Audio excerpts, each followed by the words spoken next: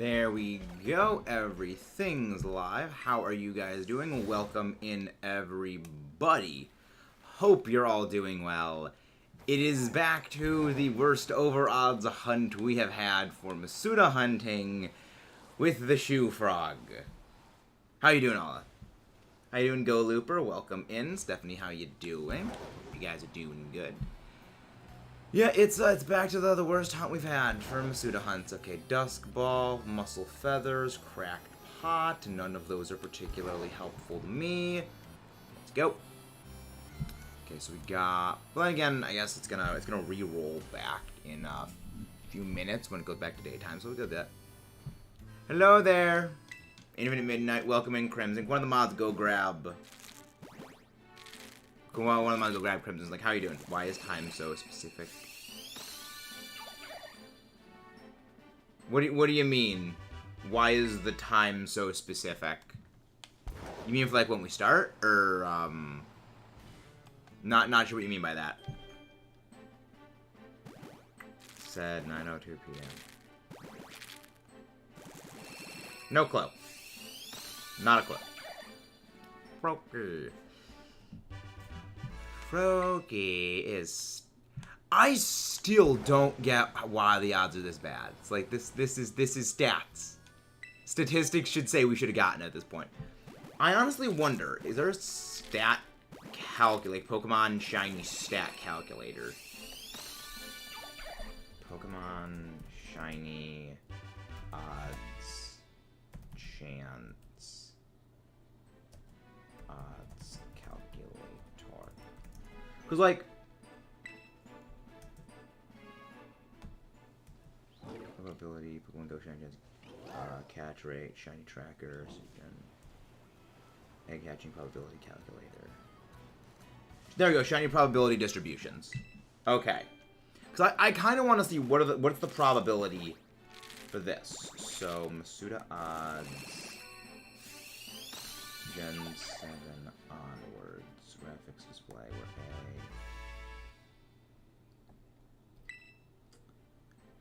Okay, so we are. Okay, so let me see where this is. So purple is Gen 7 onward. Yeah, like statistically speaking, we are at a point. Yeah, statistically speaking, we are at a point where the odds of this happening is like under a 2% chance of happening. So it's like the odds of this is just ridiculous. The odds of this happening are like 1 point. It's insane. Hey Amber, how you doing? How you doing, Ember? How you doing, Midnight? How you guys all doing? Yeah, basically, pretty much we're at a point with our odds for this where statistically we should not be. I mean, again, it's not statistically impossible, but it's statistically incredibly unlikely that it would actually happen this way. And it's just, I'm just surprised that I'm just honestly surprised. So I can actually just move the Greninja counter up to the top of the thing, so it's easier to access. There we go. It's just, it's kind of, I don't know, it's just weird. I'd get if I should keep hunting for Heatran BDSP or just catch one for my regular BT run. Yeah. Honestly, I would say it would probably be easier to shiny hunt it in BDSP than it. Well, that depends. Are you just gonna straight up Master Ball the shiny Heatran, or are you gonna actually try and catch it in something else? Because I was honestly gonna say, depending on what it is, it might just be easier to catch it in Sword and Shield and then shiny hunt in BDSP. Because Heatran is a little bit of a difficult one to shiny hunt in Dynamax Adventures. Oh, that is exactly true, Dwarf. I don't hate Indeedee anymore. I still hate Trick Room. What changed your opinion on Indeedee? Yeah, I think at that point it might be better to just shiny hunt it in Sword and Shield if that's the case. This hunt is indeed stupidly long. This hunt is stupid. I don't really think Urshifu needs Swords Dance. Because it's just, you're doing so much damage anyway with Wicked Blow and Surging Strikes. You don't really need the Swords Dance. Yeah. Yeah, Heat Ran, depending on the way it's being spec'd, it's... But you want more damage or not? Well, the thing is, you have to weigh... Well, Blorb, the thing is, you have to weigh, is the damage actually worth it? Because if you run number calculations, like, okay, put on, say, like, Life Orb or something, Urshifu, and then put it up against, you know, things weak to water, so, like, Landorus, Heat Ran, you know, various prominent fire types, and if it knocks out those things without needing a Swords Dance, you don't need the Swords Dance at that point. Like, say there's, like, a 1% chance Heat Ran survives normally. You don't really need the Swords Dance in that case. You know, it's one of those things where, even though Surging Strikes with Swords Dance is kind of absurd, in a practical sense, you don't need that level of power. Put it against things that resist. Well, the thing is, if you're resisting water, you're not going to be using Surging Strikes against that. You're going to be going for something like Close Combat, or Urshifu's going to want to dip the hell out of there. You know, if it's something like, say, like a Dragon type, you're probably going to be using Ice Punch or something, or like Close Combat, depending on the Dragon type. Or, if it's like Grass type like Amoonguss, that Urshifu is getting the crap out of dodge. So it's one of those things of, it's practicality is essentially where things come in. But how are you guys doing today? If you guys haven't done so, please don't forget to leave a like and subscribe for more. Pokemon you hit for neutral is best. Depends on what you are, because those things may not also be taking you out. So, in general, you're still probably going to be going for something like Surging. Anyway, because if you're using Surging Strikes, and then you are, say, using Swords Dance, well, Swords Dance doubles your power. So, you're hitting for the power of 2, you know, Rapid Strikes back to back, and if you're just using it for 1, you don't really need it. There's also things like Helping Hand, which can boost your damage. If the thing already has chip damage, it isn't going to need it. I'm back at his food time. Yeah, it's one of those things where the situations you're going to be needing something like Swords Dance doesn't always come up. Because a lot of Urshifu like to go either Life Orb, or they're going to go Sash, or Band, which, again, gives them power that they have, that they don't as much need the Swords Dance for. It's going to be interesting to see, though. Depending on some things that come up, it could help, but I don't think a lot of Urshifu are going to be wanting Swords Dance. Because the other thing you gotta remember on top of, like, well, you know, Swords Dance practicality, you're carrying Protect. You're carrying Protect on Urshifu, because even though Unseen Fist, you know, bypasses protecting moves, it bypasses a protecting move that Urshifu uses. So Urshifu's the only one that can go through Protect. Opponents attacking you will not be able to bypass your Protect, so you want Protect in there anyway. So you've got Protect, Close Combat, or like Drain Punch, Surging Strikes, and then one more move slot. Generally, you're going to put in something else there, not necessarily Sword, and you're going to give something like, say, like a coverage move, so like Ice Punch, or, you know, maybe U-Turn. You're not going to go just exclusively attacking move, attack. But my calculator is being weird, so I can't do funny calculations. What do you mean it's being weird? Is it setting everything automatically to level 100? Because you've got to adjust the calculation at that point. Yeah, that's the one thing about Pokemon Showdown's damage calculator I do not like. Everything defaults to level 100. It's like, why? I get that it's Smogon, but just let me just default level 50. No, it's... How is it bugging out? I'm not sure what you mean by it's bugging out. I've never had that happen. You kind of need to explain a little bit what you mean by bugging out. Because that's a bit weird. I haven't really had issues with the damage calculator. But yeah, I think that in most cases you're not going to be bringing Urshifu with Sora's Dance. Maybe there's some hyper-specific situation you're going to want to have it for, but generally I don't think so. Hello, Ember. Hi, Ember. But yeah, I'm working on my Series 8 Regulation D team plan. Yeah, just scrolling over through all these things. Dang. Yeah, I'm still debating what I'm gonna have for it, but I am wondering if I'm gonna be swapping Amoonguss out. Hello there, Jason, the Pikachu disguise. How you doing? What? Eating Ember? Yeah, generally it's something like that's probably what's wrong. Got Jenner's little hunt rise. Nice! Very nice, Mike F. Yeah, it's always satisfying when you get an under-odds shiny hunt. Now, like, I would know that with FROAKIE. I wouldn't know what an under-odds shiny hunt is. You have to ask FROAKIE. But yeah, I'm thinking for my Series 8 Regulation D team, I'll probably bring it in a bit of a modified Sun team. The only weird part is I'm going to be running Urshifu Rapid Strike on a Sun team. So, that's a bit weird.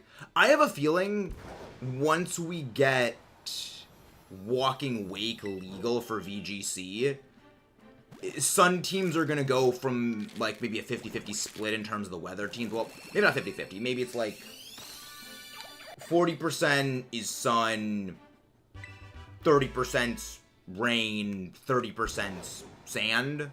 Well, I mean, that'd probably be more like, maybe, like, 50% is probably, like, 50% Sun, 30% rain, and then, like, 20% is sand.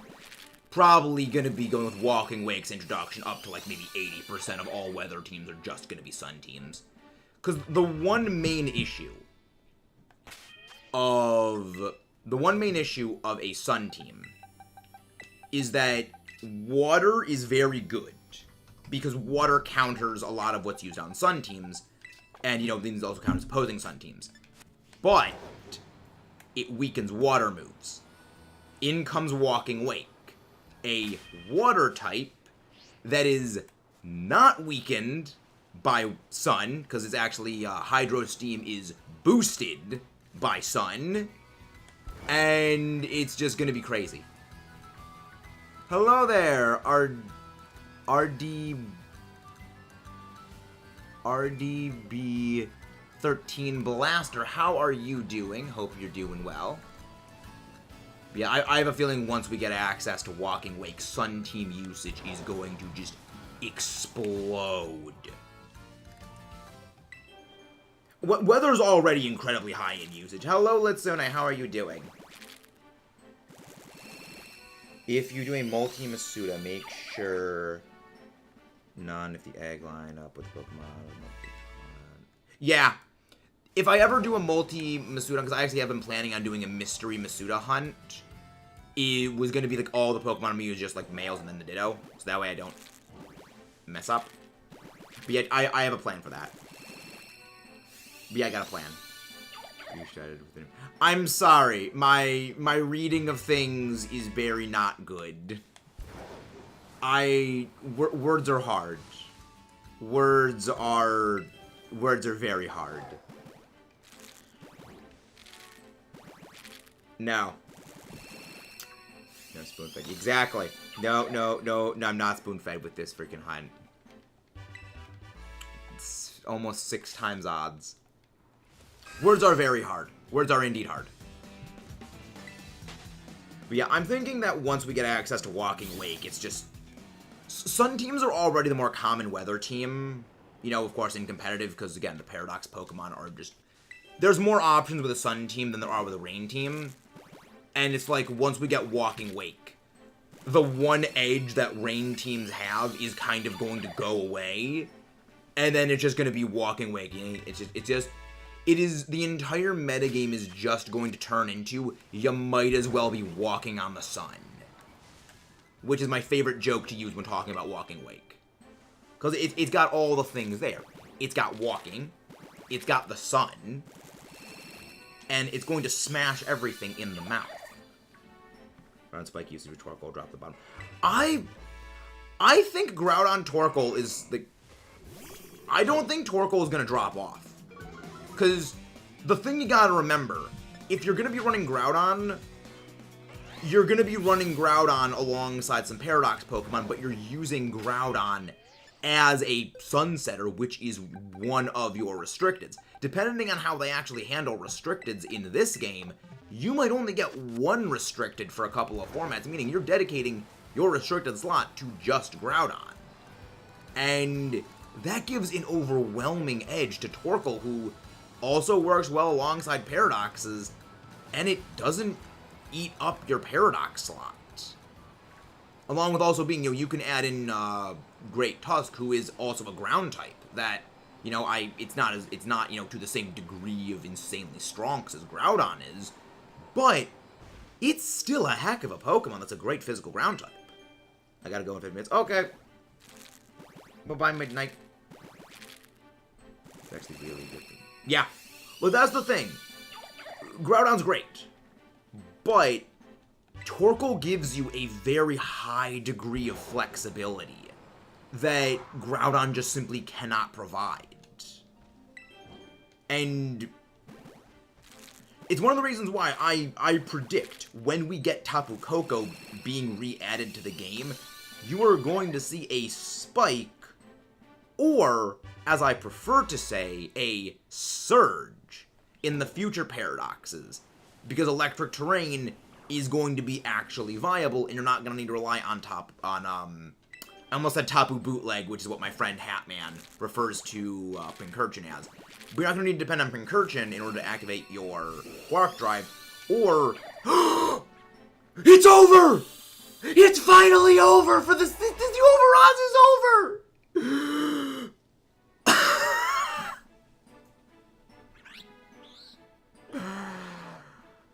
The second shiny Froakie! 5.5 times odds!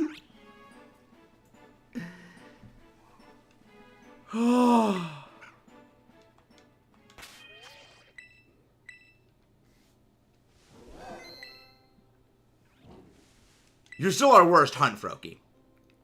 You're still by far our worst.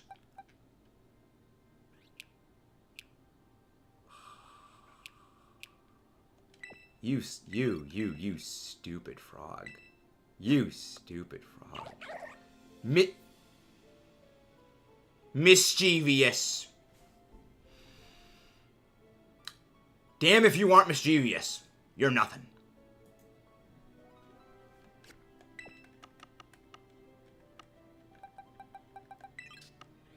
Choice words. First box. First box. Well, that's one of our leftover boxes from yesterday. If we just continued hatching another box from yesterday, we would have finished the hunt. I think I'm entitled to be a little bit salty on that.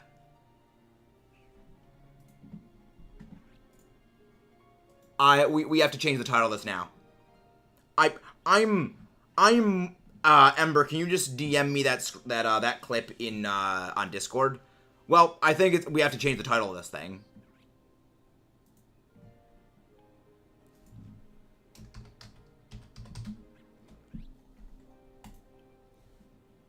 It's like, name the frog is... It's over. At least a part...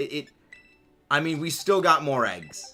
We still gotta get the other two. I mean, the other one. We still got one more to go.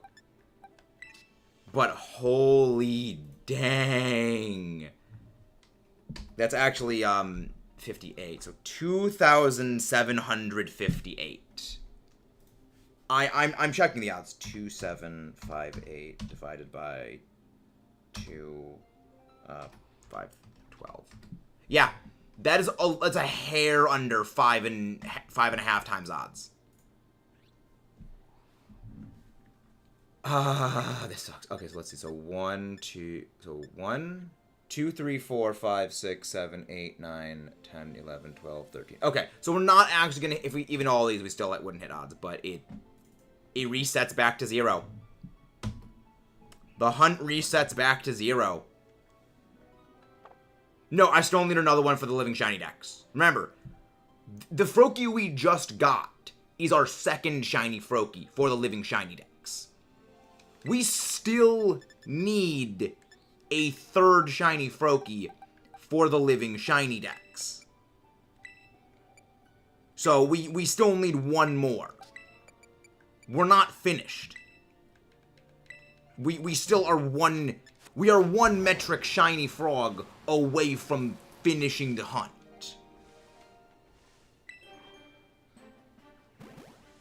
Warning. Okay, thank you very much, Omar. I will note that Nintendo Direct down for tomorrow. Fun. Okay, but surely this frog will come. I don't know. I mean, I don't know if it will come. I don't know if it won't come. I don't think it's shiny. I think it's just the lighting. Yeah, it's just the lighting. You gotta remember, the dynamic lighting in the game, certain things look different colored.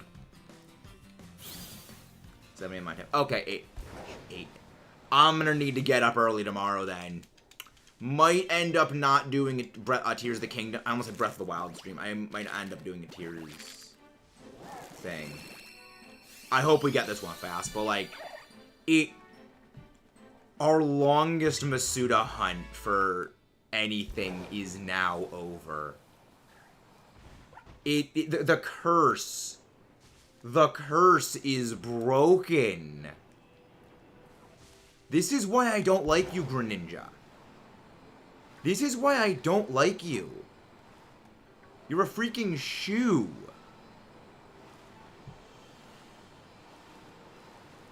It's so sad that no one will use Discwake. I don't know. I think Discwake is still gonna be popular. I think Discwake is still gonna be a popular thing. I'm a big fan of Discwake, so I could be, biased toward that, but I still, like... One of the main reasons why Discwake kind of fell off, especially with Sword and Shield, was that there were so many flying types. Max Airstream was, point blank, the best Dynamax move to use. So there was already a lot of things that were immune to Earthquake at that point. I need to draw another doodle with FROAKIE at the shoe. No, yeah, the shoe, no, Midnight. It needs to have underneath it or written on the shoe somewhere, the shoe of shame. I just got how good Wigglytuff can solo run to the Battle Monster. Nice. The only reason why people like Ketchup audio's bugging out. We're not having any issues on the audio on our side. Let me try something.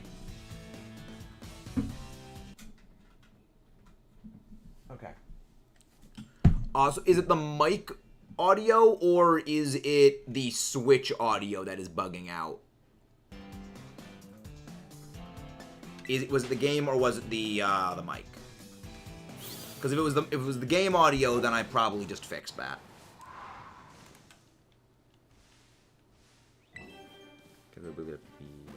Like it's enough. That might be on your end, because I'm not seeing anyone else reporting the same issue. That's weird. It happened. Is it the microphone, or is it... Is it the microphone, or is it, like, the stream as a whole? 2 people are experiencing an audio issue, and the rest aren't. That's very weird. Technology. Technology, am I right? It is supposed to make our lives easier, and yet it refuses to. I mean, also, Midnight, thank you for reminding me last night to order the turbo controller. I have placed the order for the turbo controller.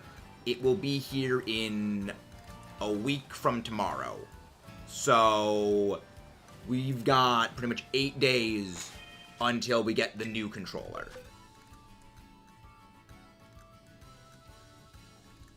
So it's, thank you for reminding me on that. You're welcome.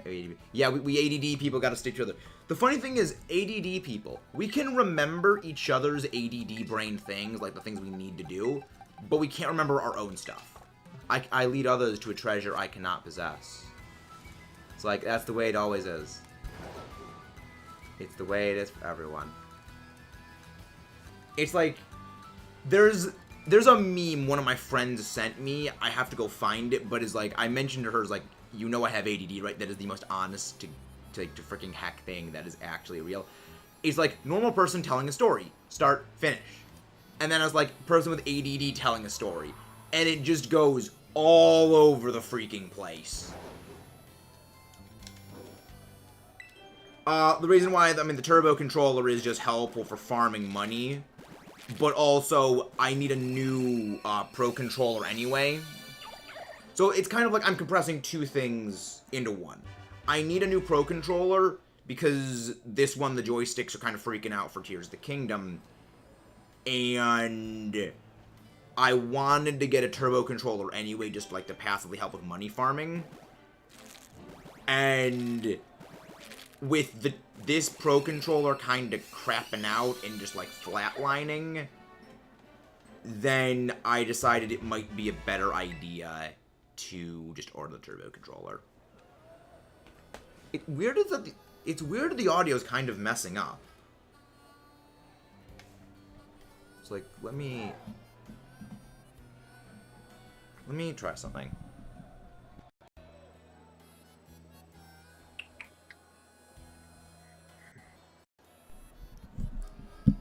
Okay, is this working now? What is with these weird issues? If you guys could, like, clip the audio problems and then send that to me on Discord, that would be helpful so I can have a look at it later. I don't know why it's going weird. Like, if you can find, like, any examples of it, just DM me those so I can give it a check later.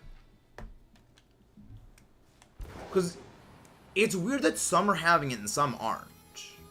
The only thing I can think of, it could be an internet issue. Yeah, I don't know what's going on either, that dude. It's just the internet's going weird. Don't use this good. It's alright. Internet is perfect. That's very weird. It's very weird that it's doing that. But as to back to other things. Back to other things. So I'm planning on my VGC team. So yeah, VGC Series 8 Regulation D team. Depending on how I'm feeling about Regulation D, by the time we have the next battle stream, depending on how I'm feeling about it, we might actually do Regulation D for our battle stream team.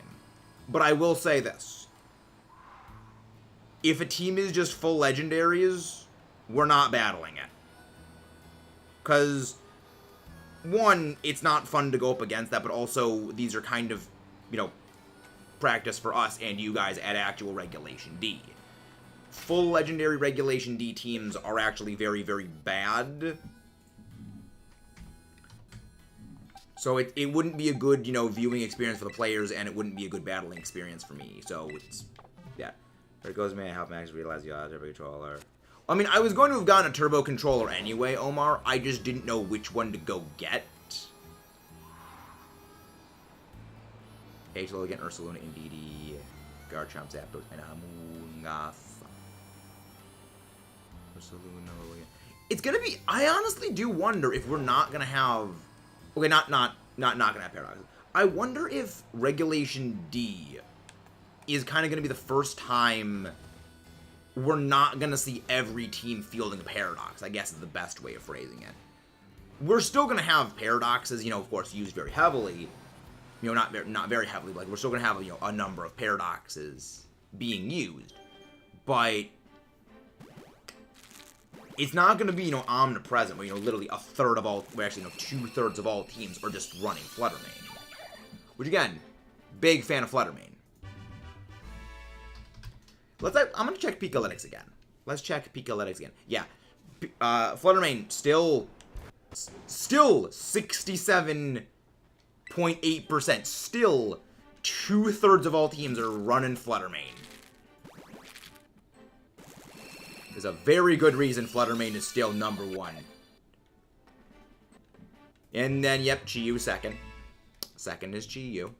It is interesting seeing the split between Flutter Mane's Dazzling Gleam and Moonblast, because there's a lot of them are running both.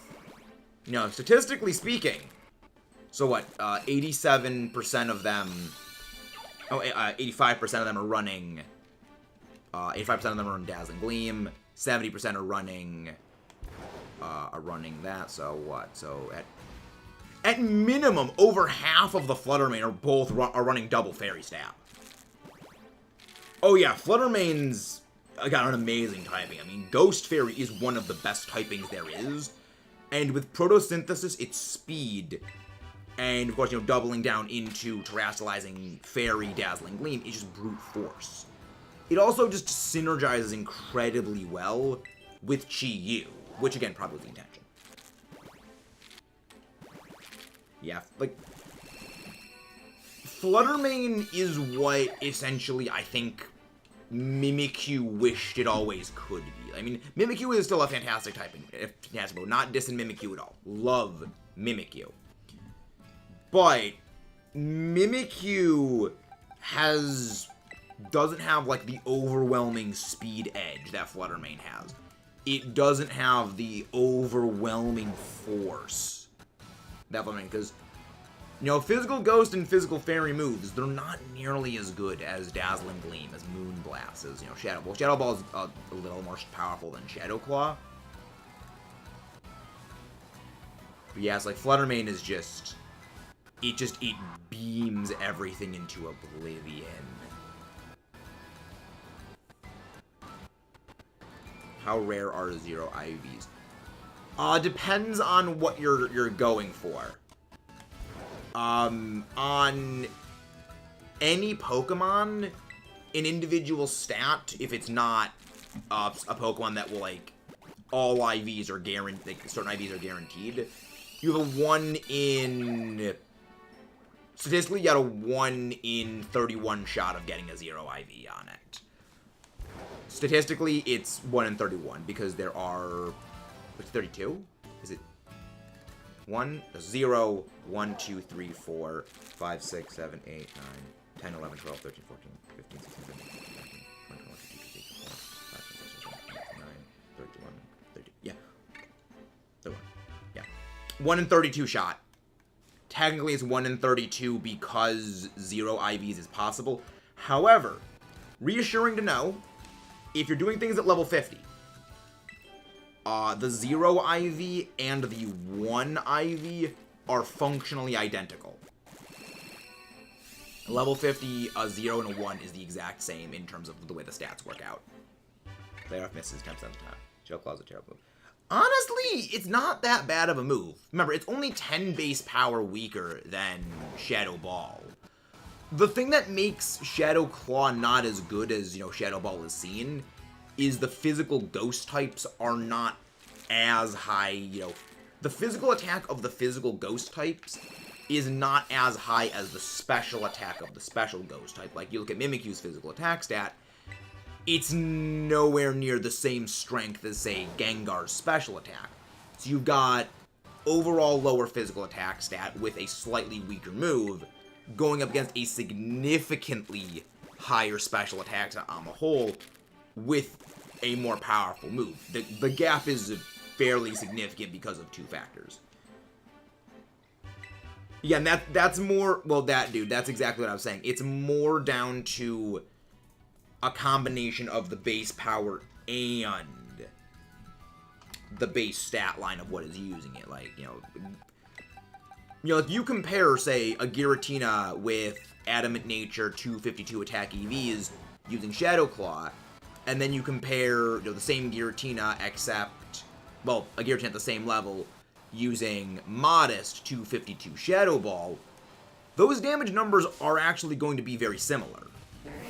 It's just that our offensive ghost types tend to be special attackers, not as much physical attackers. So the gap is being closed from 2 ends. Actually, a good way to actually illustrate this, I'll actually go calculate it against a Mew.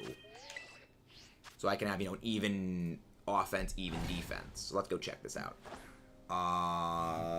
Giratina, Origin Form, 252... Adamant. Well, actually, no, then again, I don't even need to have the nature, because the nature is just going to be the same thing. Get a ball. Shadow Claw. 252. against Mew. 1 metric Mew.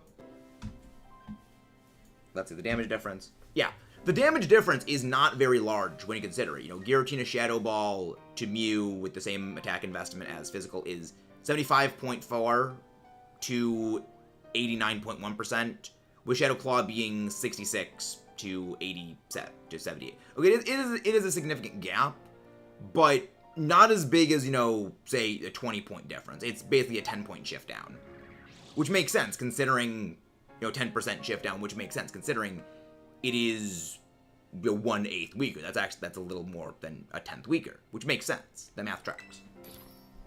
Why his Ghost wasn't good, Gen 1 through 3. Yep, pretty much. Ghost was, well, it was also bad because, again, all the Ghost types were special attackers back then, not physical attackers, and Ghost was a physical typing. Is it defensive? Yes, there's a number of defensive Ghost types. Giratina is, like, the big one, but it's a legendary. Well, technically it's restricted. Well, it's a restricted legendary. The archetypical one is Violet Dusclops and Dusk Noir. Yes, Dusk Noir, Dusclops, Giratina, both of them, very, very defensive. Giratina's an HP sponge. To a degree, Driftblim, little caveat right there. Lunala, but Lunala's, again, a legendary. I generally used to go, like, Chardy Berry on my Zapdos, but I also didn't really run Zapdos that often. Welcome back, Logan.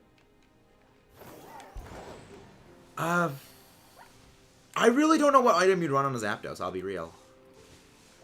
I'll be realistic. But yeah, it's... The reason why physical Ghost feels a lot weaker than special Ghost is just down to... We're used to special Ghosts having a significantly higher offensive stat and using a slightly more powerful move. Because again, like Mimikyu. Gengar's got 130 special attack. Mimikyu has... Yeah, Mimikyu's physical attack, 90. You know, Mimikyu's got a 90 base physical attack compared to Gengar's 130. That's why there's a big difference in the amount of damage you're doing. You know, it's a huge stat difference. And again, Mimikyu is like the one good offensive physical Ghost. Game autosave, and now I'm stuck with Max IV Heatran. Oh, you didn't turn off autosave. Yikes. I mean, realistically, I don't notice a there's not much of a difference I've tended to notice with the Max IV stat. For certain Pokemon, I would say it is more pressing to have, like if you're weak to Dark, or you're something like Fluttermane that has a very, very low physical defense, then I'd say it's, you know, more important to have the 0 attack. But for something like Heatran, the difference is not that bad. Yeah, that's the thing, is Mimikyu doesn't really run as much damage. You know, Mimikyu is not nearly as strong as something like Gengar. That's one of the reasons why you notice the big difference in terms of damage that Gengar and, you know, Mimikyu are dealing out. The sheer stat difference. You know, if you had, say, a physical Ghost type that had the same physical attack as, you know, Gengar, especially like in 130, you know, its Shadow Claw wouldn't be... Its Shadow Claw would be noticeably weak. You know, it would be weaker than, of course, you know, the Shadow Ball, but it would still functionally do everything that Shadow Ball is doing. You know, your Shadow Ball is not really one-shotting a whole lot of things. You know, Shadow Ball doesn't one-shot most things, of course, unless you're, you know, another, you know, frail Ghost type, or you're using, like, Spax Helping Hand, or, you know, something like that. Which, again, Shadow Claw would do basically the same thing. It's kind of one of those things of we're more used to seeing, you know, high-powered special Ghost types than we are seeing high-powered physical ones. So if we had a, you know, a high-powered physical Ghost type, then we'd be noticing that. Probably. I don't feel like you'd want Focus Sash for Zapdos. Why do people run Focus moves? Honestly, Sashamungus does make sense. Remember, Indeedee Trick Room with Expanding Force Armor Rouge is still a very, you know, a very thing. And Amoongus does not appreciate high-powered Psychic Stab super effective directly into its face. Especially when that Indeedee is helping handing the Armor Rouge Expanding Force. So it's probably to survive that. Armor Rouge fell hard. I mean, I'd still say it's pretty solidly up there. I mean, it's not, you know, to the same heights it was before, but yeah. Hello there, Eternatus. Welcome in. One of my favorite legendaries, Eternatus. Yeah, for those who don't know, recommend checking out the Elite Battle League. The battle playlist from the previous season is on the channel, but Season 6 of the Elite Battle League is going to be starting up in about a month or two. Eternatus is actually on my short list of potential restricted legendary picks. So let's see where Armor Rouge actually is right now. Let's see where Armor Rouge is. I'm curious. Armor Rouge. Wow, 54. Armor Rouge fell hard. I mean, still, 97% of them are still going Expanded Force. Really, half of them are going Trick Room. Interesting. Well, they're carrying Trick Room. Fascinating. Yeah, of course, #1 pair-up is Indeedee. Next to Iron Hands, Brute Bonnet, Chi-Yu. Most of them are going Terra Grass. Yep. Yeah. That kind of makes sense. Hello there, Quasar. How you doing? Yeah, it did kind of fall. It's definitely nowhere near where it used to be. You know, Armor Rouge used to be king of the metagame. And then Paradoxes came out. And then there were the Paradoxes. Yeah, I mean, I am wondering, though, if I am making the mistake of having Paradoxes on my regulation D team. I am wondering if I am making a mistake on that.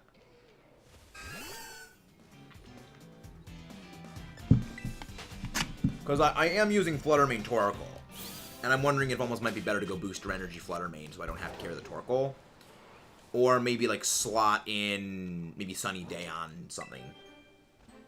Inhale Lemon, exhale Lime. Hello there, Blorb.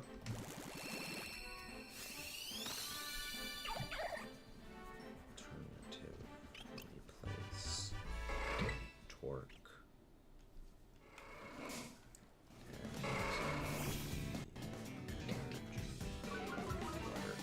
I mean, the only hard part, though, then would be I have to give Fluttermane the boost strategy. But then again, I could just transition the Life Orb over to my Urshifu, which would honestly not be a terrible idea.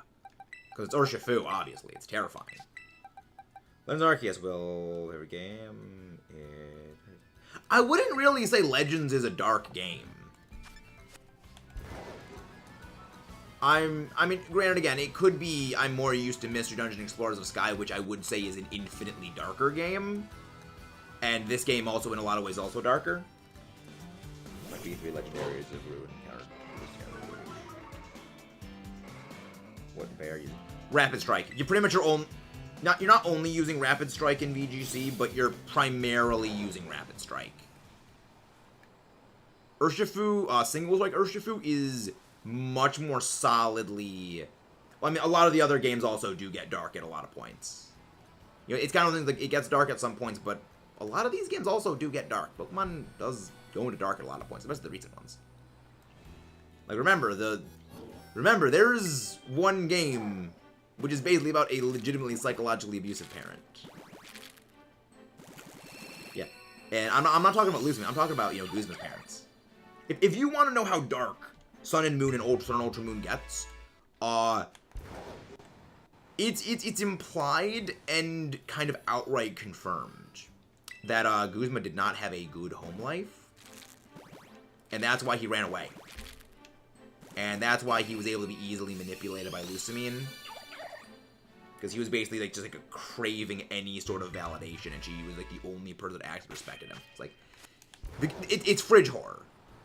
I guess it's more a thing for me is, like, I see the fridge horror that is Pokemon games, not the outright overtly stated horror, which leaves more of an impact. Like, when you start putting the pieces together of, like, oh, that's why this character's life, and, like, that's what's happening. That, like, sticks out to me as being darker than just, like, oh, yeah, we're kicking you out of the village because we don't like you. Yeah. Literally, that's the entire reason you get kicked out of the village in Legends, is Kamado just doesn't trust you. And he basically sows dissent among the entirety of the village because he singularly does not like you. Everyone else is like, they like you. Like, you're doing stuff for them. Yeah, and then there's just Scarlet Violet where it's like, oh, that is... Well, Scarlet Violet hints at a lot of things. You know, Scarlet and Violet's not, you know, fridge horror, but it's more... You can see there's a lot of things that are, you know, not quite right, and it's one of those games, like, you will notice, oh, that's what this character meant in this scene when you go back and you replay. Because I've played through the game twice, and playing some of the earlier dialogue, knowing the context you find out later in the game, it gives a number of conversations an entirely different meaning. So it's like, Scarlet Violet's dark in the sense of what the true end of the story is hinted at throughout the game. And if you know, pick up on certain things, you can start figuring stuff out, but it's not overly until the end. It was not quite fridge horror, but it's like, the way it's almost laid out like a mystery is what, like, makes it stick out. Yeah. I mean, like, what they do with Arven's dog is, like, that just hits different. It's like, that is the most gutting thing in any Pokemon game ever, I will say. Like, you can have Getsis raising N to literally be a puppet from, like, being a small kid. That's screwed up and that's dark. But the sheer desperation Arven is going through to try to save his doggo, that is, like, the most crushingly realistic thing. And it's like, oh man, the feels. Hate you, Violet.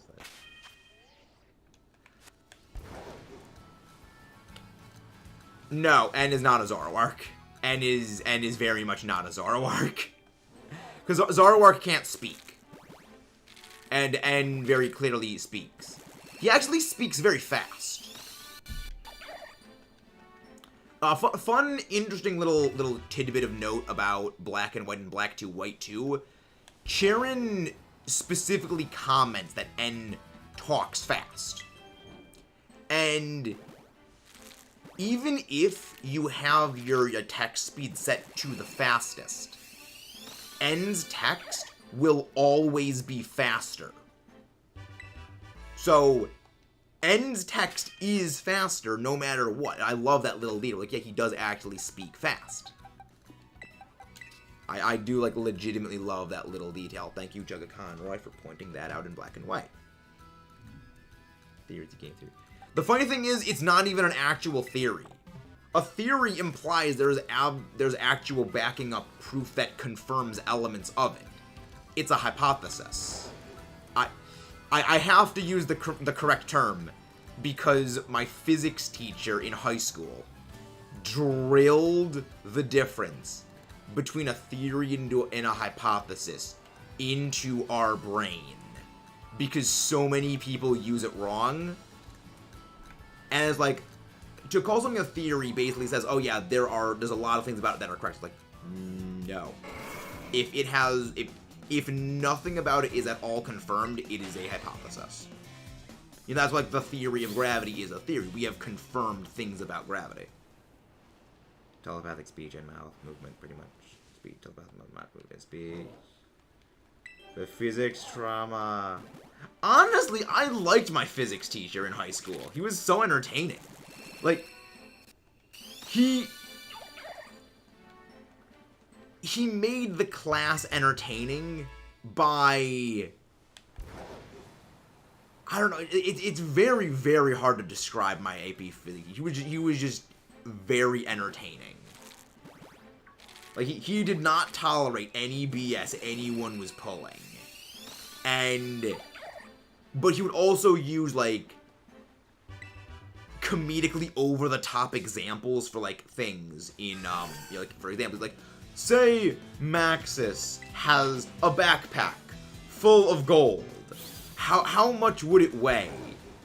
And, you know, he picked, like, and, you know, because I sat in the front of the class, he picked up my backpack and, like, looked at the backpack from all angles, like, okay, backpack is dimensions this much by this much by this much. How much would the gold weigh if he stuffed this full of gold? And it was just like, it was great. You know what's cool? How Basque Legion tail turns green. He was extremely entertaining. But he was also one of those teachers, like, after class, because, I would stay after school for something, you know, after school clubs. And, you know, we were waiting to get picked up, so we'd, you know, go down to, you know, with the classroom and just basically just talk. And, you know, he's the kind of teacher who could, you know, solve all these, you know, complex math stuff, you know, things in his own head. And then on a dime, just, like, switch to talking about something like Star Wars. You know, he was a very chill teacher. But he was also someone who did not tolerate BS in class, and it was great. Public humiliation. I had a good teacher. Like one of my other teachers, like this, I will forever remember my U.S. history teacher from high school. The only teacher to ever allow me to sleep in a classroom. And the context for it is this. I was a motor mouth, which you can probably guess. So I would just not shut up in class.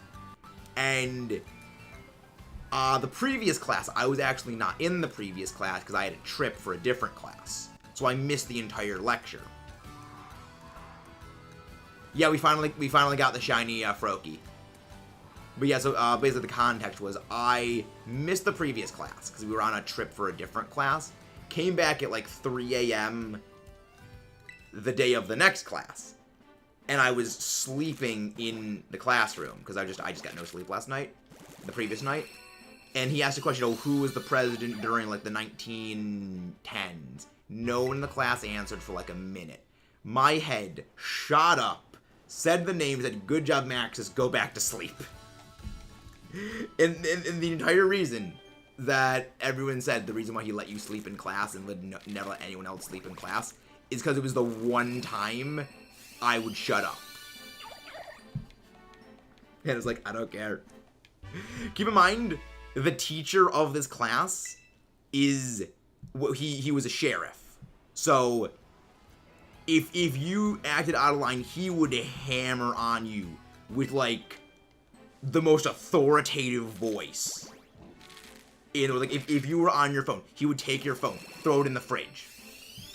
If you, like, stepped out of line, because he was, like, he's very strict, as he kind of needs to be. And it was the one time he didn't, because it was the one time I shut up. But he was a nice, chill guy, like, out of the classroom, you know, he was a very nice, personable person. But it's just like there are a few teachers that I remember fondly. One of them is him, and one of them is my AP physics teacher. Most of my English teachers I despise, though. One of my English teachers would actually grade your like papers and everything you do based on if they liked you or not. Yeah, that's exactly the way he was. And it's like, imagine. Like, look up anything of R. Lee Ermey from, like, Full Metal Jacket or anything. Basically, that's how he was in class. And it was great. It was just entertaining. He was a very entertaining teacher. But also, like, the best thing is, in his classroom, on, like, the back wall, it was just, like, a painting. Because he would actually, you know, if, like, the art club after school, you know, was ever, like, painting anything, it was basically a permanent thing that if the art club was ever painting something, it would be continuously adding on to the mural of Marvel and DC superheroes that was on the side of his room. And it was just like, it was just an ever-expanding cast of, like, the Avengers and the Justice League that was just on his wall. And it was great. It was like, there's a few teachers, because you can always do bad if a teacher's bad. Math, indeed, math just sucks. Let's move to other things, such as Pokemon stuff. So, back to the VGC, Pokemon stuff and things. So I'm thinking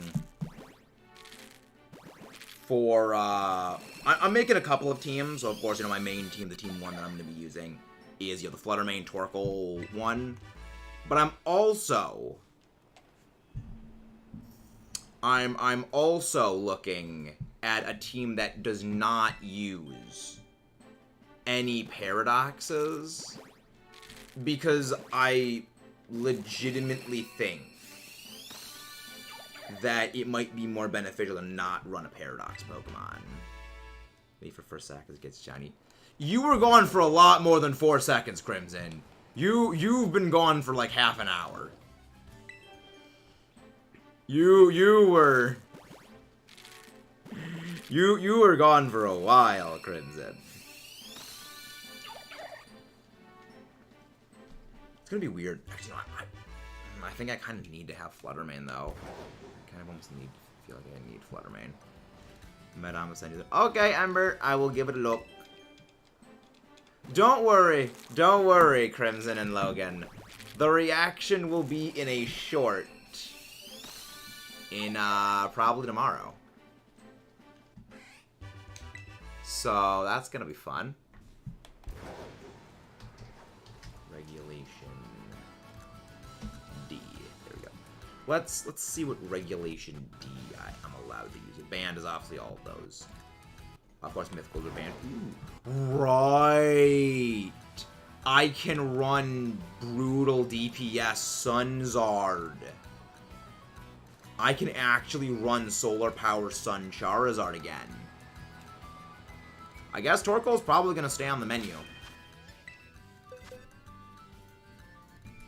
Oh yeah, for those who don't know, I'm actually a very big fan of Solar Power Sun Charizard when it comes to VGC, because I've actually used one before, and it's like one of my... Here's the good thing. Stealth Rocks basically doesn't exist in VGC. Depending on if how good Kleavor is going to be, that could change, but I have a feeling Urshifu is going to kind of oppress that. But yeah, you don't need to worry about... You don't need to worry at all about really Stealth Rocks when it comes to VGC, again. Unless Kleavor gets good. But even then, I don't really think that's going to be as big of an issue. Currently countered by Air Balloon, Azumarill, Air Balloon, Banshee, why does Belly Drum? Because Ursaring always learned Belly Drum, I'm fairly certain, so it's like it just gets it by they never removed it.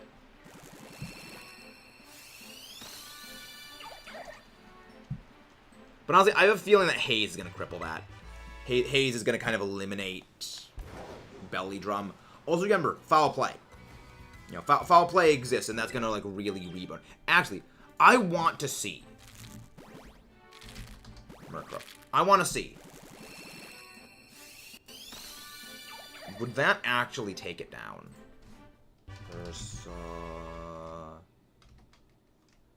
Ursaluna, Belly Drum. You know, let's just see. Ursaluna at +6. How much does a Foul Play do? Oh, that's fun. So, here's the thing. If Ursaluna sets up Belly Drum, Murkrow Foul Play will one-shot it. Oh yeah, Charizard got Belly Drum. Yeah, Charizard's like always had Belly Drum.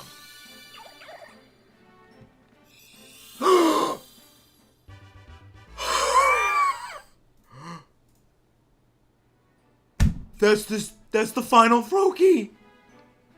That's the final Froakie!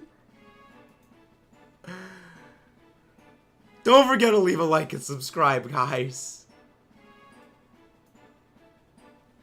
It's over!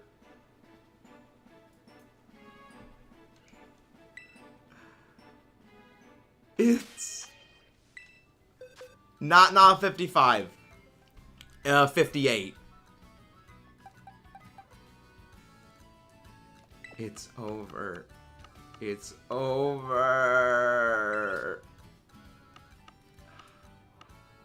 The worst part is, I've still got all these eggs. I've still got all of these eggs left to hatch. I've got, they're 8, so, 8, so 7, 8, 9, 10, 11.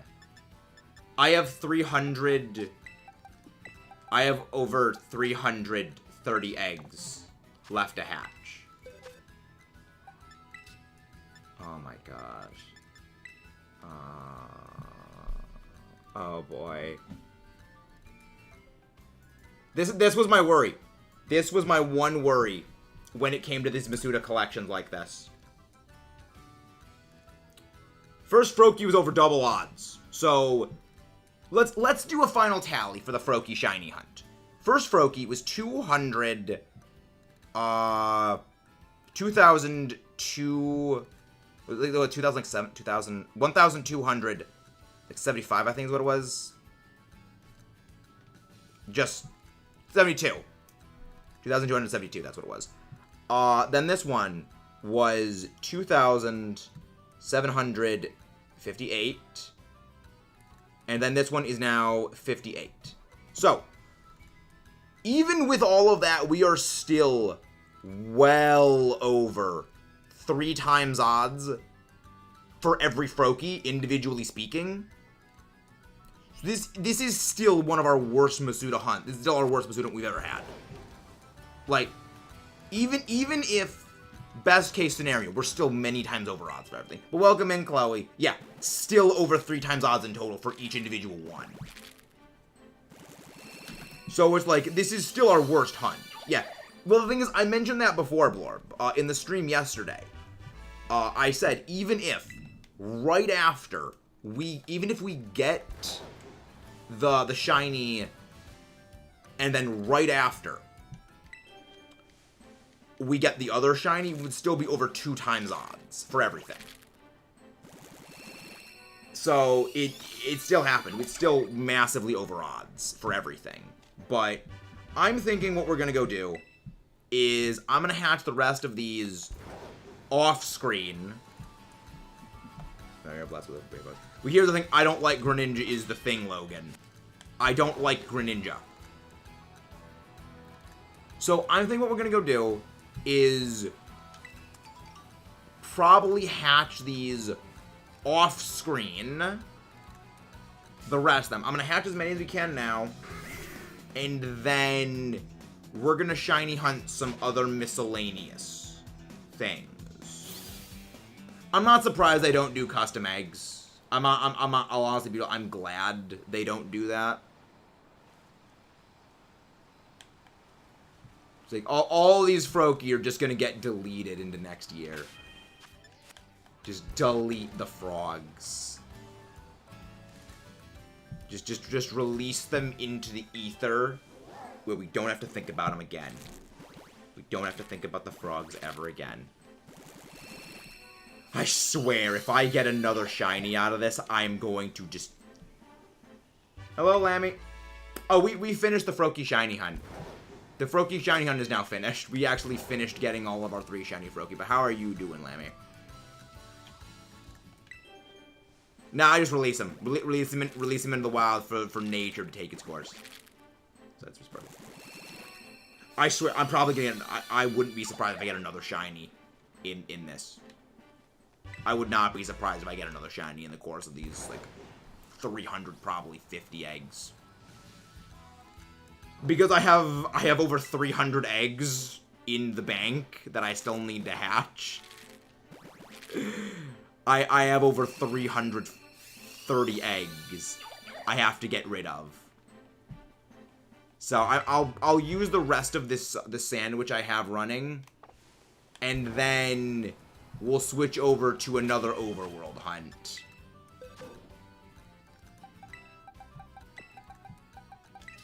So it's finally over. Finally, Greninja's over. I can't even say we got lucky with it, because we didn't get lucky. You know what? We'll go hunt the other frog. We'll go hunt Toxicroak. Yeah, I can send you one, Lammy. I can send you one.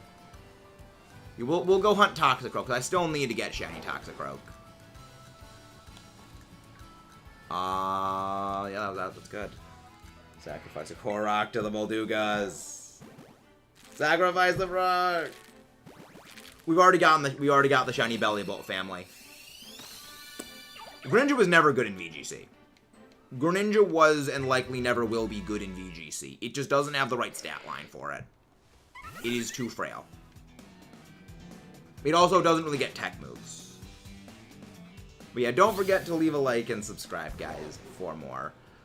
I'm almost wondering if I'm not going to have a Tears of the Kingdom stream today, because I'm going to have to hatch the rest of these eggs and then get a new supply. Unless we do, tomorrow we do Poipole, or, I don't think even if Greninja got Fake Out, it would be good. Because the issue you gotta remember is, if it's going to use Fake Out, Protean will make it a normal type. And Urshifu is that. No, the World Molduga Jaw fused with the World Jaw starts playing while it's open. Yeah, that's what you use to get the Molduga Jawbone Hammer, but you also need the Phantom Ganon armor, so the Evil Spirit armor. Also, it is the last hit of it. I don't know how many more ghost types I need. The only ghost types I need are over in my Scarlet version. Urshifu is in Scarlet Violet by transfer. You can bring it in from Sword and Shield. And it's allowed into next VGC regulation. Yeah, the only ghost types I still need to get are the ones that are actually in, the ones that are in Scarlet version, which I'll be doing those at a different point. Yeah, I'm using Urshifu Water. It is the better one for VGC purposes. Oh boy, oh boy, oh boy, oh. Dark Fighting. Dark Fighting is actually a very good typing. It's not good in doubles. It's very bad in doubles. Okay, so now, Lemmy, you said you needed the Greninja. No, I'm not going to be doing Union Circle hunts. We've tried the Union Circle hunts before. They haven't really ended well because the area the stomp spawns in is just far too limited. Midnight, you missed it. You missed us get the final shiny. Oh, I'd have to trade over all of the eggs is the thing, which that would take a long time. You know, it's that I would need to trade over the eggs. But you said you needed the FROAKIE, Lemmy? I'd prefer to hatch the eggs. I'd prefer to hatch the eggs myself. But I can send you just a FROAKIE. Misspelled FROAKIE, but there's, yeah, we got the final frog, and I'm done. I'm finally free But I'm gonna be hatching the rest of these eggs off screen. I need FROAKIE, but I want pregnant. I mean, I can still send you one, Blorb. I can send you one. I mean, also, you can just, like, shoot me a DM on Discord, and I can send you then. I mean, it's not perseverance. It's just persistence at this point, Logan. It was plain and simple. I couldn't let the stupid frog win. I couldn't let Greninja win. I needed to beat it.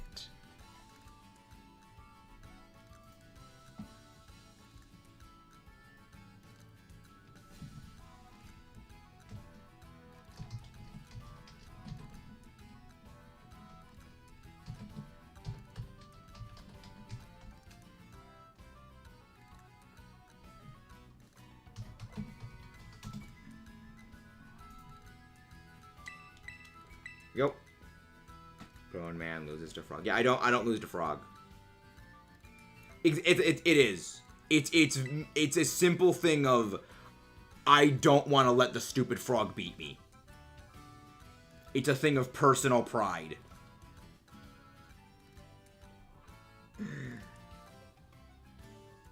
Yeah, I'm happy it's finally over. See, like, I almost wanted to say Midnight. Who will get the shiny first?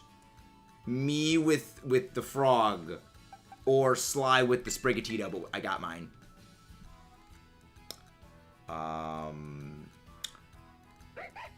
My next hunt is probably going. I don't even know what the next one's gonna be. I don't even know what the next one's gonna be. Yeah, also, again, guys, if you haven't done so, please don't forget to leave a like and subscribe for more.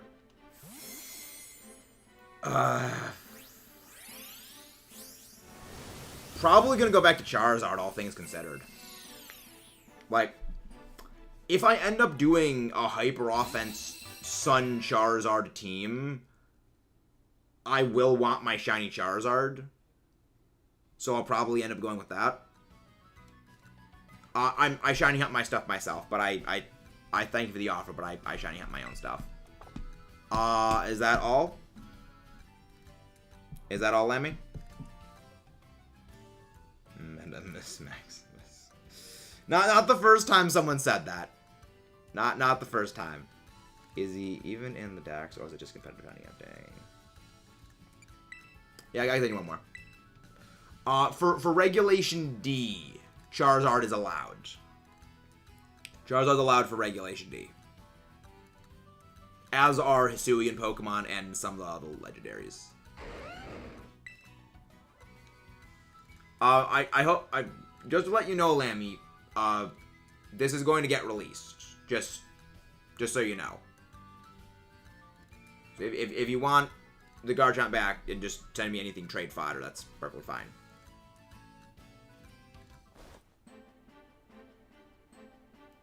Either between satchel levels. I feel like leftovers would probably be better. Hey, Viking. So wait, do you want the Garchomp back, or do you not need it? Freeze the Korok in the freezing water.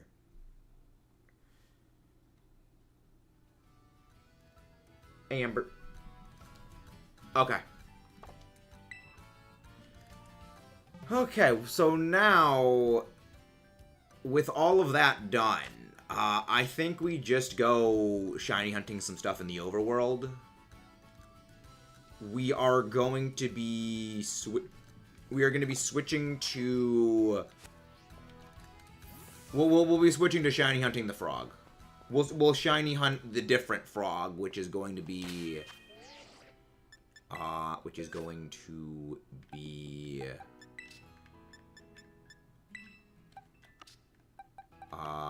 Where's my there's my false swipers.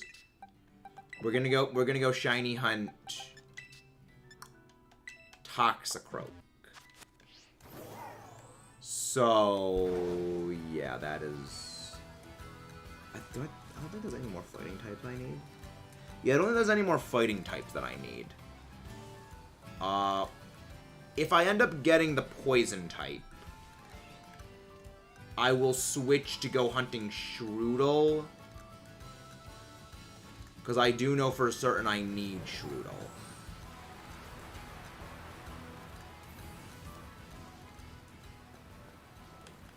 You missed me getting 2 shiny FROAKIE, Viking. You missed me getting 2 shiny FROAKIE. Yeah, that's a word. So does FROAKIE, not FROAKIE, does Toxicroak only come out, like, during, like, the day? Not during the day, like, does...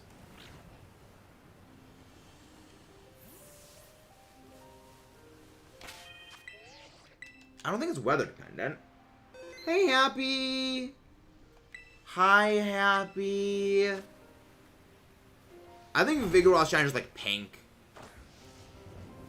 He's just pink. Alright, so let's look at the sandwich maker again. Dude,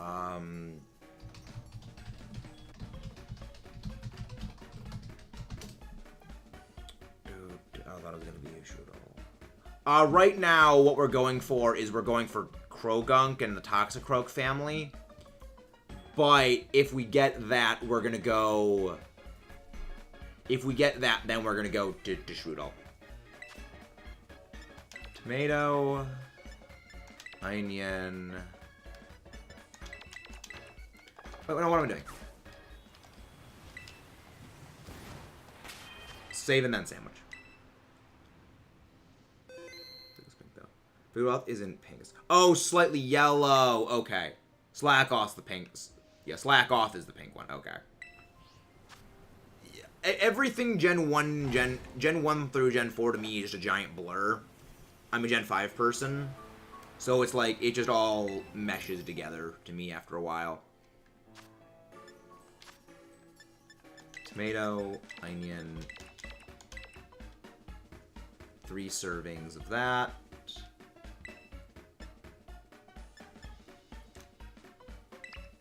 Sour Herba Mystica and the Pika Pick. Not looking for now. Yeah, so now we just go on to Croagunk. So it's finally over. I swear, I'm going to end up getting another shiny FROAKIE when I hatch the rest of those eggs. I know it's gonna happen.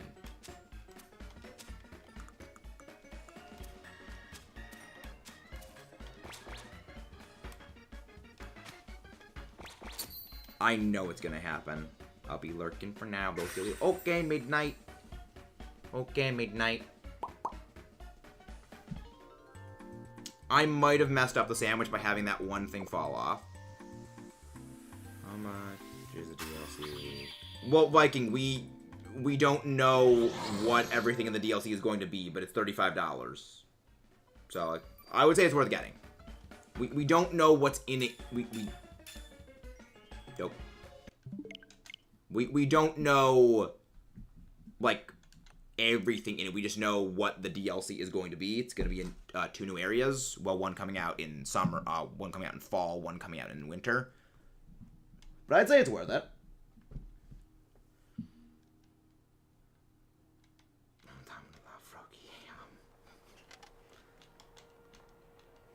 Yeah, I'm looking forward to the DLCs. I don't feel like DLC, like, this is the one reason why I'm actually more fond of the DLC system than it is, like, with like, the third game system. Is that whatever the DLC would add is what a third game would have included anyways, and you're not paying full price for a whole new game that's 99% the exact same. It's like,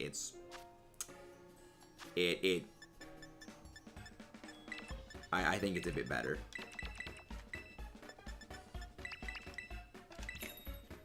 Isn't one the one by yard? I'm pretty sure all of the legendaries are going to be returning. I don't think there is ever going to be a Pokemon game where after Phase 2, I guess, is what the DLC is. I'll just call it like, Pokedex Phase 2. So when the DLC is added in, I don't think there will ever be a game that does not bring back all the legendaries. You know, I've mentioned a bit before, there's a group of Pokemon that I feel will never not be in the games. I don't think there's ever going to be a game where Charizard's not in, at least at some point in the game timeline. I don't think there's ever going to be a game where, you know, all of the legendaries are not in at some point in the timeline. And, yeah, the other one is Incineroar. Like, Incineroar is one of those Pokemon I think is never going to not be in a game. It's just too necessary for competitors. That's what I'm expecting. I don't think that they're doing the full Pokedex expansion yet. Well, Pikachu is the mascot. It's always going to be in there. Pikachu's always going to be in the games. You know, there's certain Pokemon that I feel will always be in every single game. You know, every mainline game. That's why Legends Arceus is kind of a bit of a gray area, where Legends is much more of a spin-off than it is main game. Ah, nice. What's your team composition, Go Looper? Charizard was in Sword and Shield. Charizard was in Sword and Shield. It was the first Terra Raid Pokemon. That was back in, like, December. Now we are looking for... Oh, right. We also do need Shiny Gulpin. We do need Shiny Gulp, Jakey.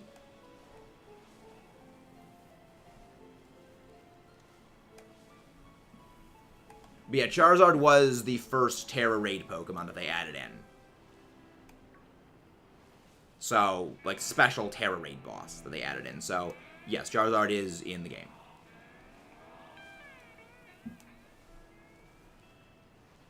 But yeah, there's a bit of a list of, like, the ones that I think will always be in all the games. And all of the legendaries are included on that list. I don't realistically see a Pokemon game, mainline Pokemon game, I should say, where all of the legendaries are not a part of it. Frozen strawberries are frozen fruit. Not a big frozen. I'm not a big fruit guy. So there's that.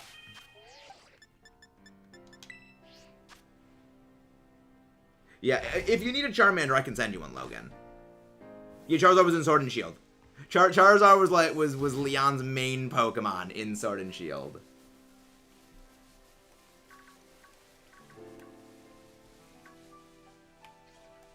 Not really.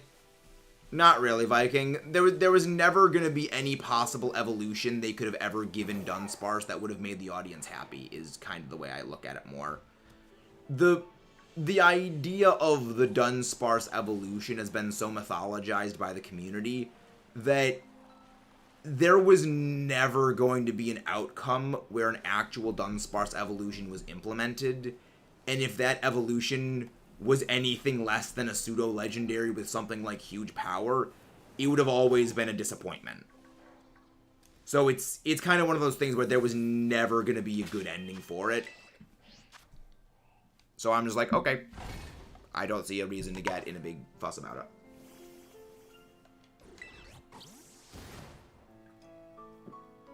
Because it's one of those things where it's like the idea built up in your mind will always be better than like the thing that actually exists. It's kind of for the same reason why horror movies, where like the monster isn't shown, why those horror movies are so much more effective. Because the idea of you imagining it is more appealing than the actual thing. You know, it's a bit of an interesting way in which we and our imaginations work. That the vague, non-specified concept always is more impactful than something, you know, hard and grounded.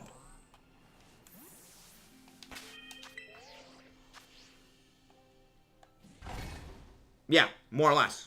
again, it's what you imagine is always more appealing than what it actually is. Or just more interesting than what it actually is. So it's like, again, it's one of the reasons I say anything less than a pseudo-legendary with huge power is, it would never have, like, pleased the fans. And even then, that would have also pissed off people as well. So it's like, there was never any, there is no universe where in a canonical Dunsparce evolution is satisfactory. It just never would have worked. Fundamentally, it just does not work. Because of how long the idea has been anticipated by the community. And it was built up and hyped. Goldengo is small. Goldengo is indeed small. Yeah, it's those Masuda hunts were for Ninja were insane, and they're finally over. It's the end of an era. It's not quite end of an era like it was when we finally got Shiny Ho-Oh. But it feels good to have it over. It's also kind of fitting that we're finally hunting Shiny Gulpin, because for those who don't know, the first Shiny I ever got in this game was a Day 1 Shiny Gulpin. Didn't use it on my team at all, because I have a rule against that. But yeah, first Shiny I got in the game was actually a Shiny Gulpin. If I end up getting my Shiny Toxicroak, or like, well, the final Shiny, the Shiny I need for the Krogunk family, I'll probably go over to the area where I actually did get that Shiny. So that way we can go hunt there. Tornado, Pokemon Sword.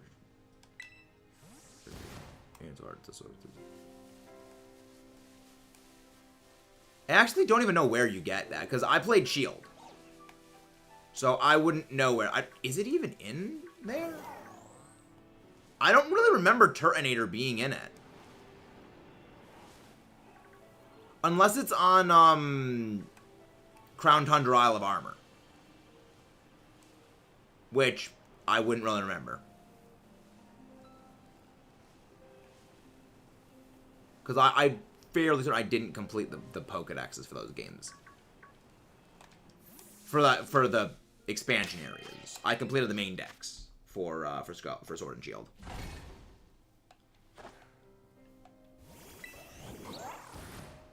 Yeah, Shiny Toxicroak stands out.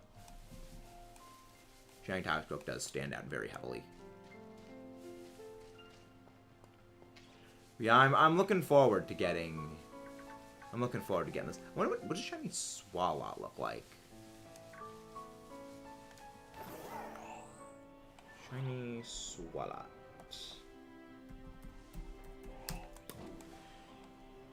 Yeah, it's like I've been stuck in the Masuda hunt thing for so long.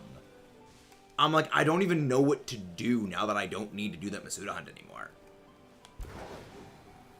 I'm almost thinking like, okay, end off after a couple sandwiches for this, and then like maybe reconvene later tonight for Tears of the Kingdom. But it's like also kind of don't know because I need to hatch all those eggs. Like, I don't even know. I just don't know.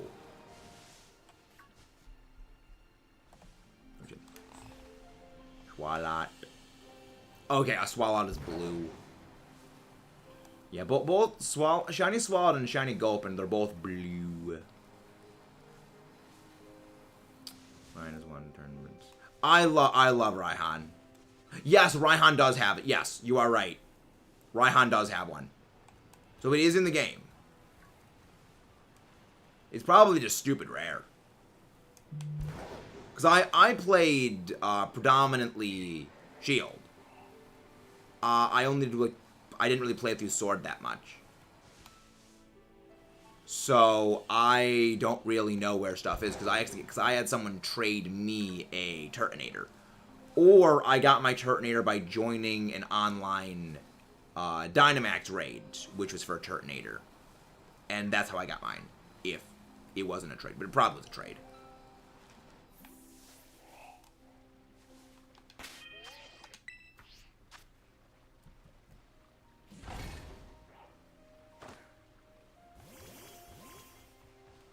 Yeah, we finally got the FROAKIE. The thing is, we didn't just get the FROAKIE.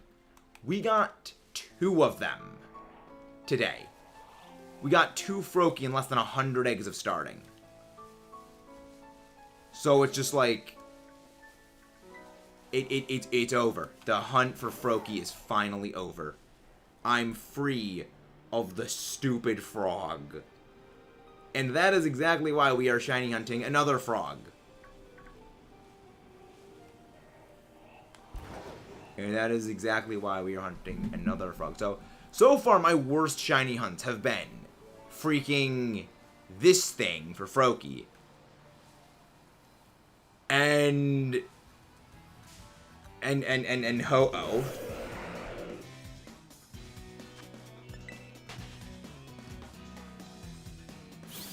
Go ahead and get Farfetch.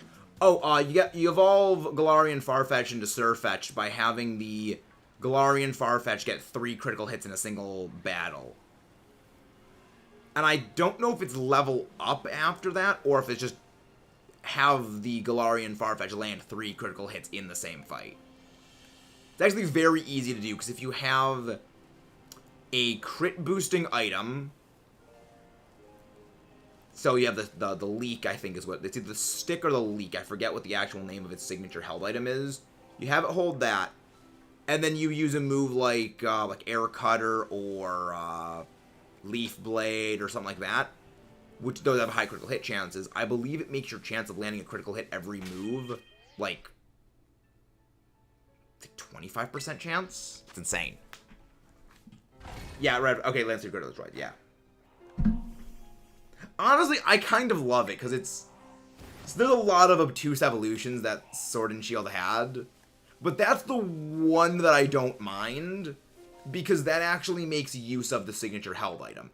It's not, okay, have your Galarian Yamask take this much damage, then run under a stupid rock arch, and then you evolve it. That's obtuse as hell. But at least, like, okay, this thing, you just slap the signature item on it, you get a boosted crit rate. It's obtuse, but it's like, okay, you can see where the logic came from. Galarian Yamask is just dumb for how it evolves. But, I mean, it's still impressive they found a way to top how obtuse and stupid Galarian Yamask was. Yeah. Yeah, you have to have it take, like, 49 damage in a single hit without fainting, and then you run under a stone archway. So it's like, it's still funny. They found a way to top those evolutions in this game by having the way you get King Gambit. By having the way you get freaking Palafin. It's like, nah. Straightforward evolutions? What are those? Lame is what they are. Nah.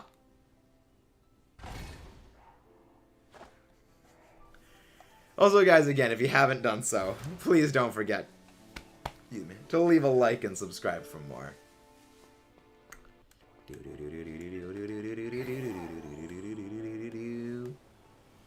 Yeah, I still say it's easier to get Palafin I still say it's easier to get Palafin by catching it in Terrastall raids than it is to actually do the Union Circle thing. Shiny Gulpin! Shiny Gulp Jakey! Let's check to see if you have, It's blue! It's Gulpin moment! It's a moment in Gulpin. Alright, Gungshot, Pan Split Belt, Get Rested, Swallow, Spit Up, Stockpile, Toxic, Anchor. Okay. It has no means of taking itself out of the equation. Ah.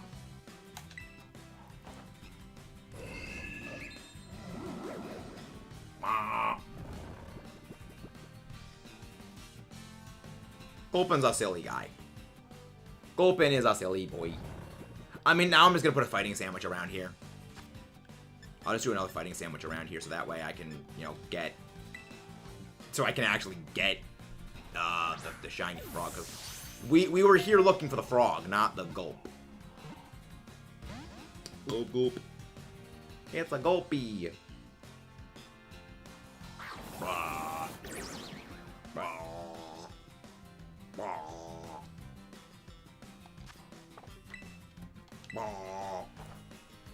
Gulpin. It's a swallow, Jakey. Yeah, I just, anytime I encounter them, I always perpetually worry they have access to something like Takedown or something like Memento.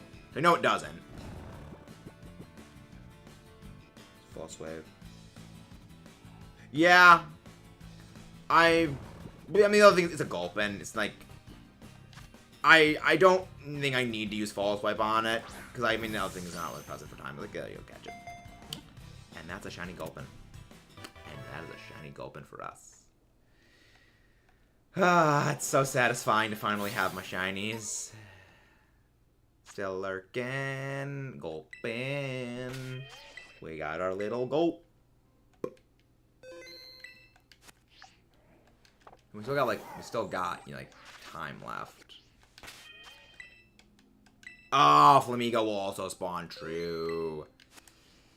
I guess it's really more a thing of, will Flamigo spawn be less intrusive than the Gulpin? So it's gonna be a thing of, if we're gonna get spawn interference anyway, it's whichever one is less intrusive.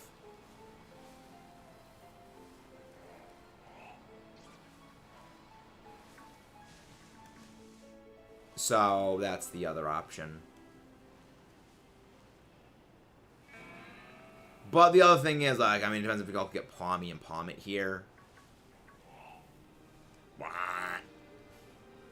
Gulp, Jakey. Gulp, Jakey. Except it's not really.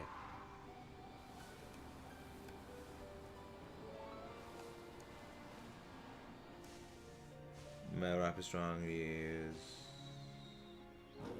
Yeah, honestly, that's the best thing to do, is actually use, like, Air Cutter against a rock type. I think that's actually what I did. Because it's something that just massively resists, you know, it massively resists flying. It is not a special attacker, and Air Cutter has a high critical hit chance, and also is very weak. So it's like, that's actually the ideal thing to do. That is the ideal tactic, is to use something like that. I know that's not what I did, because I know what I did was I fought something that was, like, very, very resistant to grass. Like, I think I fought, like, a Volcarona or something like that. And I used, like, Leaf Blade on it. But, yeah, pretty much that's what you're going to do if you're not going to use it against, like, a trainer, which, honestly, using it against a trainer is probably the more annoying thing to do, because it's... I mean, there's different ways you can do it. There's different ways to do it. But I don't think using it against a Dynamax raid will work. I think it needs to be, like, a regular actual battle.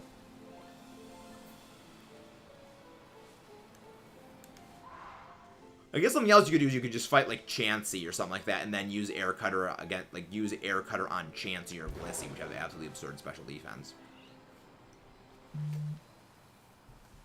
Be like, ideally a rock type would be the better way of doing it.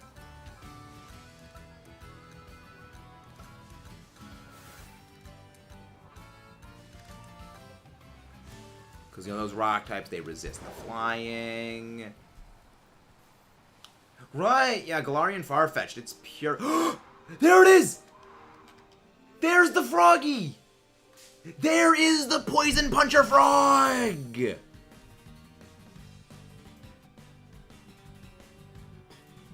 Alright, let's see.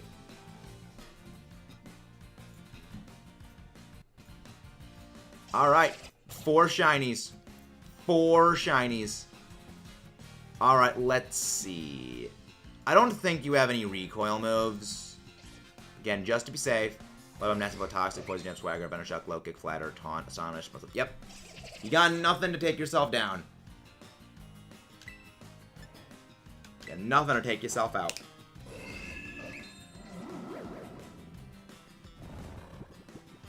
Midnight. This is what happens. This is what happens when I'm not doing Masuda eggs. I actually get shinies.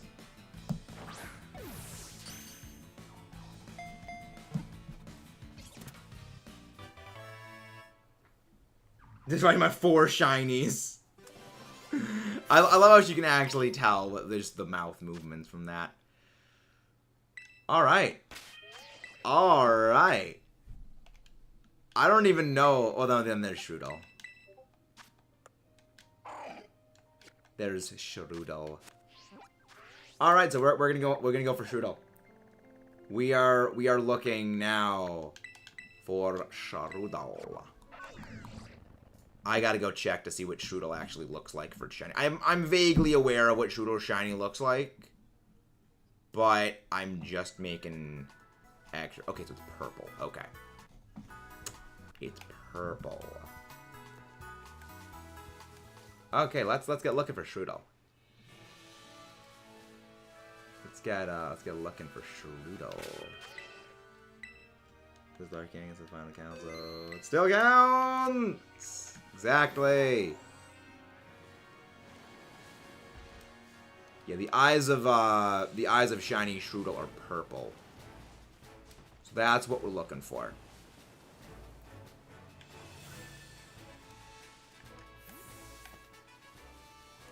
We're looking for some purple eyes. Don't think we're gonna be too good on this one. Don't think we're gonna end up getting this one here, though.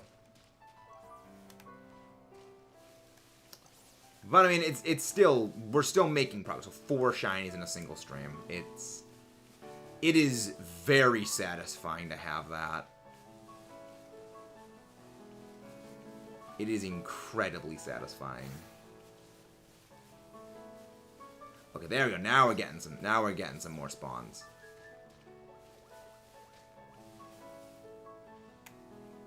Ah, Squobet. Well, I guess I could do a normal sandwich over here. Captured every spin the thing that was Chinese. Don't think I got one. Never actually really played a game. I've never used a Spinda. I've actually thought about using one. Excellent shiny day. It is indeed. Again, Midnight. This is what happens when I'm not doing Masuda eggs for a shiny. I actually get other shinies. So it's like when I'm actually not Masuda hunting, I actually can get more things. So it's actually like really good. But Shiny Living Dex progress has been made. We finished off one of my I think we've actually finished off all of my my top 4 least favorite Pokemon. I think those shiny families have actually been finished. So from here on out, it's like only Pokemon I don't absolutely despise. I guess maybe hunting normal sandwiches over here would be the best idea. Because that way I can get Fletchling, Fletchinder, well, I can get members of the Fletchling family and Strudel and the Squovit family. Yeah, I'm thinking we're probably gonna be ending off. No, it wasn't you, Crimson. It was a few factors. Like, I never really had like an intense disdain for Blaziken. It's more so the people. You know, there was a number of people I knew who were very obnoxious about, you know, Blaziken's the greatest thing in the world, and that kind of is part of why I wasn't a fan of it. But, you know, using it in a playthrough of Omega Alpha Sapphire and just, you know, some other purple things, like it was never to the same degree of dislike that I had for something like Greninja, where, you know, Greninja is a Pokemon that I will say that is, you know, Greninja is like a problem child. Like, when you look up all the issues facing Pokemon games in terms of, like, manufactured issues that the devs have made, Greninja is kind of the poster child for that. And there was really nothing that Blaziken had that was like that for me. It was indifference leaning more towards the negative side from it, rather than just like outright disdain for it. And even then, I more so played up the joke of me disliking Blaziken more than anything. So it's kind of a complex thing. Yeah, I knew about the Kadabra thing. I believe that recently they've been printing Kadabra cards. So I remember that there's like a certain ability that the Abra had that allowed them to directly evolve into Alakazam. Specifically because of that.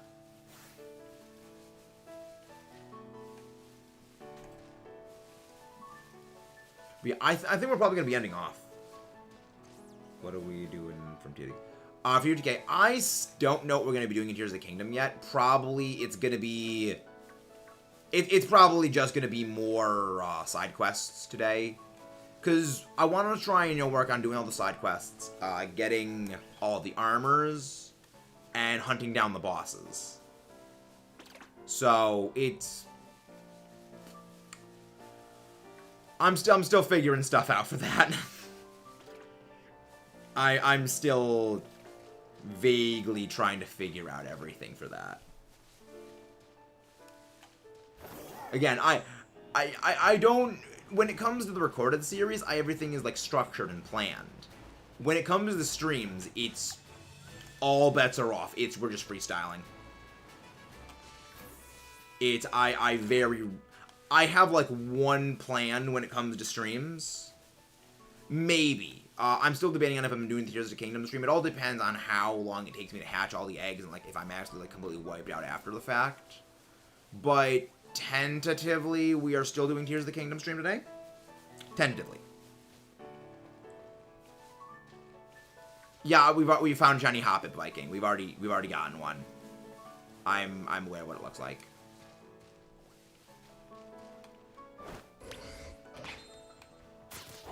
Yeah, no, it's not shiny. Yeah, Shiny Sunkern is one that I know is going to be a Masuda hunt. That's one I don't trust myself to identify.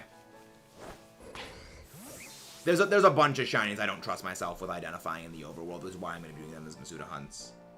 Yep, we have Orthworm. We got Orthworm a while ago. We've gotten over half of the Pokemon in this game. You know, we're probably closing in on 250, if not more, Pokemon in this game, and there's 400 Pokemon in the game. Less than 400 can actually be shiny hunted. So we're closing in, you know, on like the last 100 and some change of Pokemon we need for the Living Shiny Dex in this game. After that, we're going to be expanding out, you know, of course, the rest of the games. But I also kind of do want to compile the rest of the shinies I need to be hunting overall.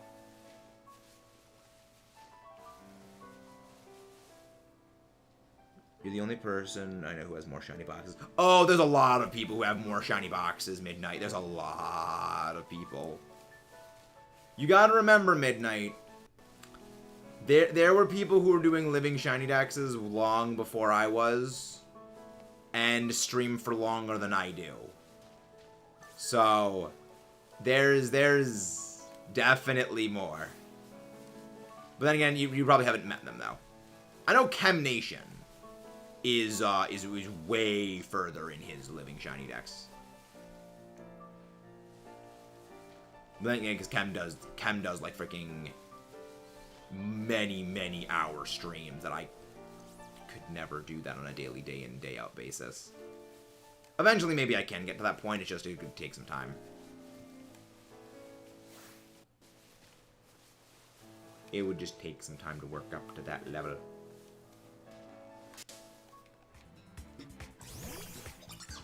Yeah, Chem's very close. Yeah, Chem does. Yeah, that's even me, you know, personally met. Yeah.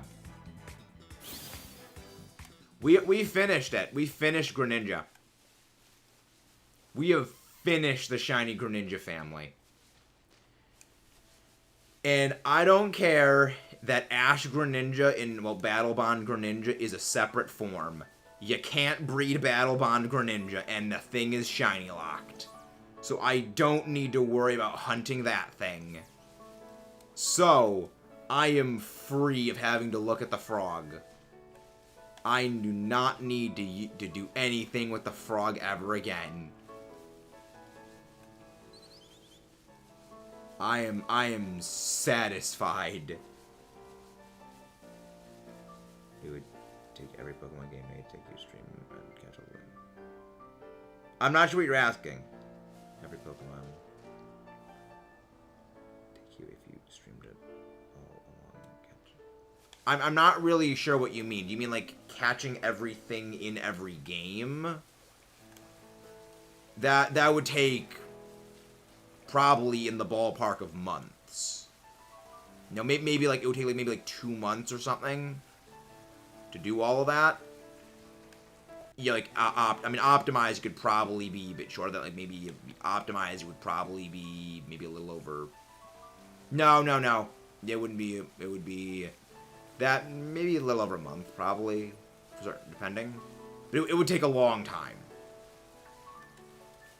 Because you've got to remember, there's a lot of Pokemon games. There's a lot of games. Oh, play as hard to finish and call the legendaries. Oh, yeah, no, that would probably be not finished. Because you got to remember, catching the legendaries for the older games includes catching the roaming legendaries. Which, the problem with roaming legendaries is they can take hours to just find once. And you get one chance at them. And then they run away, and then you gotta find them again. So that would be either very quick to potentially not finished. Ever.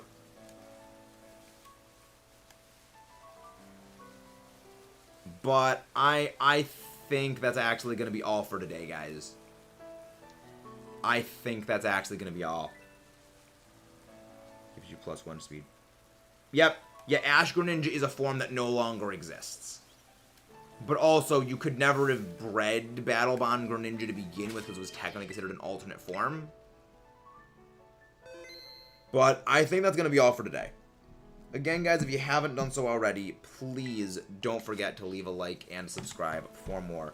We're going to go live with Here's the Kingdom later tonight, potentially. But I'm just... brain is just paced. Brain is just paced.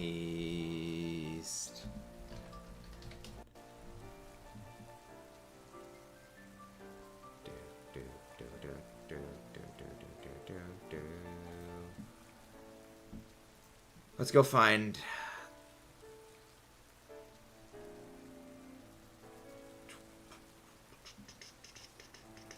Let's go find someone to raid.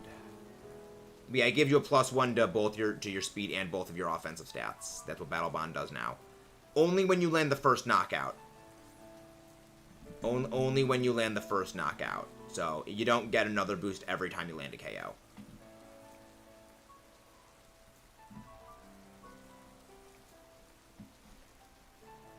Yeah, I'm noticing it seems that people are shiny hunting at night, and they're doing...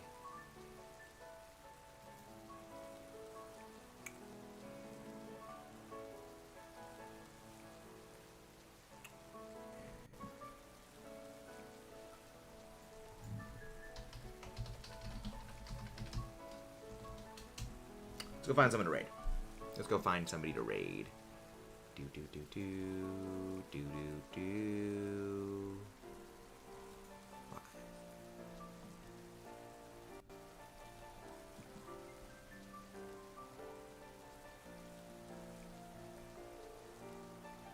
Oh yeah, so many people.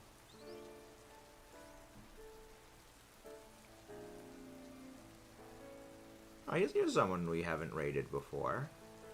You know, we haven't raided before. They're also doing a Shiny Living Dex. Let's go raid them. Their name is the Kira Drummer, so let's go raid them. Never raided them before. See you guys next time. Let's roll out. See you guys later. Depending on if we actually go for Tears of the Kingdom stuff. Bye-bye.